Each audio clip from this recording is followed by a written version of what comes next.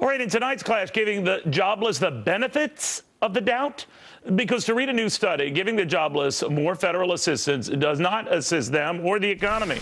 In fact, such aid after aid, extension after extension, could be piling more pain after the pain and hurting the recovery, too.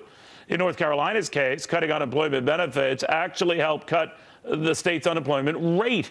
Jessie Jane Duff agrees. Richard Benjamin says the study is seriously flawed. So, Jessie, tough love now.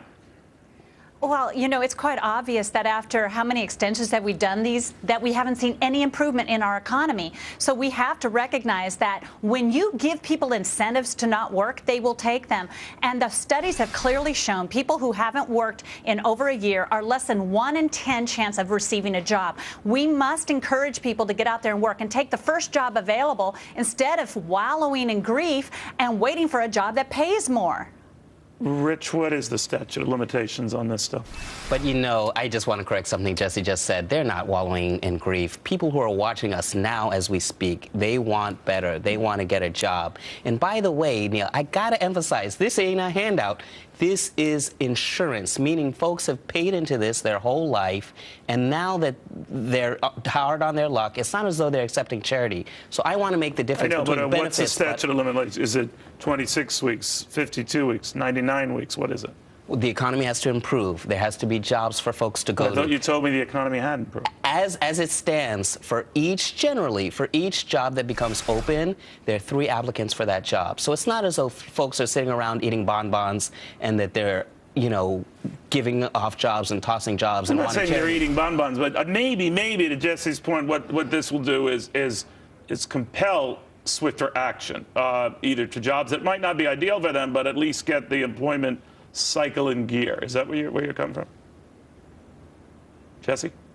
Oh, this is an emergency unemployment fund that's been extended continuously. So Richard's flawed with his argument that unemployment is still available for first-time people who are unemployed. This is going on into 2 years. So obviously it's not working. How long do we keep extending something? I'm not suggesting people are eating bonbons, not at all. But they have proven with this North Carolina study that if you cut off the benefits or give them a limitation, people miraculously start finding work.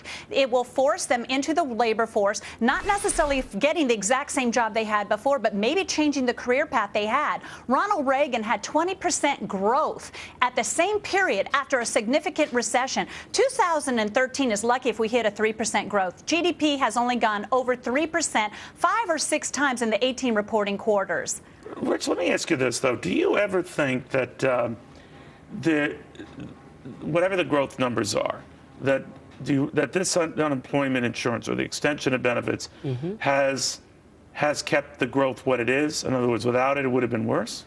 Absolutely not. This is what I do think, and the study makes clear, I've read it word for word, we cannot extrapolate. So what Jessie is saying is that just because this has happened in North Carolina, therefore it's good for the nation.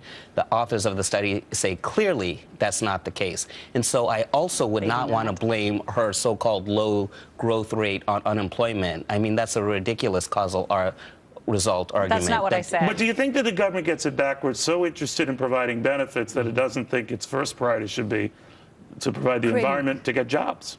That is our priority. We need to create jobs. We're so fixated on extending unemployment benefits, that if we just devoted half the muscle and time and effort to finding a right job environment, this would all be a moot point. It would not be moot. We do, you're right, Neil, I agree with you 200%. We do need to focus on jobs, because if there were jobs, this discussion would be moot. We wouldn't be talking about unemployment insurance. But in the meantime, as folks struggle, the insurance is a great thing. All right, Jessie, go ahead. Yeah, it's flawed. You know, when we look at President Obama's promise that when at the end of his first term, we would have unemployment below 5.2%, that should be the real anger. That should be the anger that Richard has. What is it that's causing our economy to be so sluggish, as you suggested, Neil, instead of extending benefits? We've got Obamacare that has, how many new regulations attached to it? 11 new taxes. We're looking at burdens upon these the businesses to change the economy. That should be the discussed. Instead of let's extend benefits more and more and more. Jessie, I'm hopeful. I'm not angry. I want to put my money on the backs of these folks, give them a second chance. That's where my bet is. That's where I'm putting the Their money. second chance so has gone on it's about for 2 years. aspiration. Fourth, fifth chance. Neil, right? it's aspiration. We're on the It's third not year. anger. It's absolutely not anger. Yeah, it's but you're talking aspiration. second chance. That's for the first-time I do. unemployment benefits, That's what insurance not is the people for. on their third year. Insurance is second chance. Agreed. All right. Well, This the is argument third. is whether we've worn out our welcome, right? We'll see. We'll see. Jesse and Rich, great seeing you both again.